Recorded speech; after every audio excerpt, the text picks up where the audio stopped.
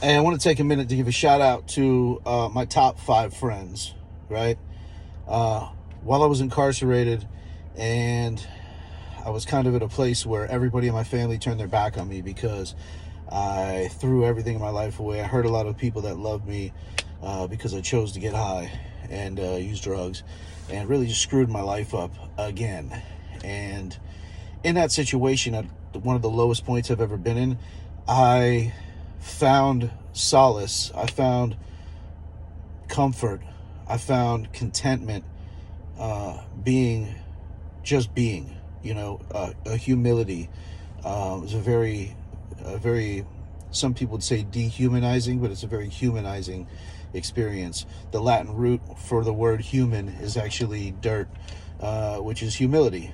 My point is, in that situation, I was at my lowest point.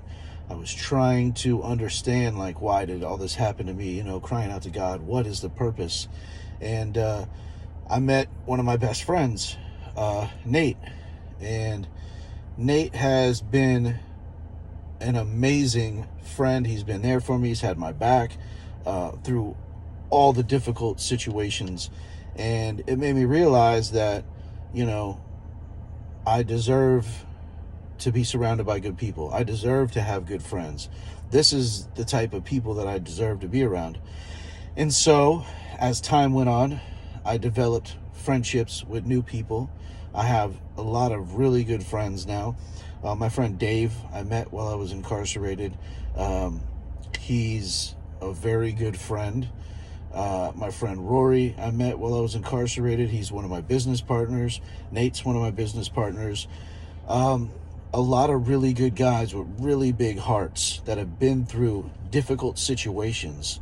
And I like to think that, I know that anybody who's ever experienced, whether you had a drug addiction or any type of criminal element in your past where you've been in low places and you've succeeded, you've come from that and you've risen from that. You've dealt with things that the normal, average, everyday person doesn't deal with, which makes you stronger, which makes you more, you've been through more, you've had more experiences, and it's made you stronger in a lot of ways. So the reason I'm bringing this up is because I think it's super important that your top 5, the 5 people that you keep closest to you are the 5 people that you become. I have some really great friends in my life. And for the first time in my life, because I love myself, because I'm able to give myself what I deserve, I know my worth.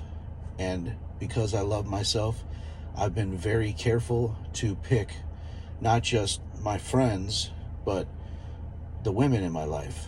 So I'm fortunate enough that I met somebody that doesn't judge me for my past and appreciates me for the man that I am and liked me before I started to become successful.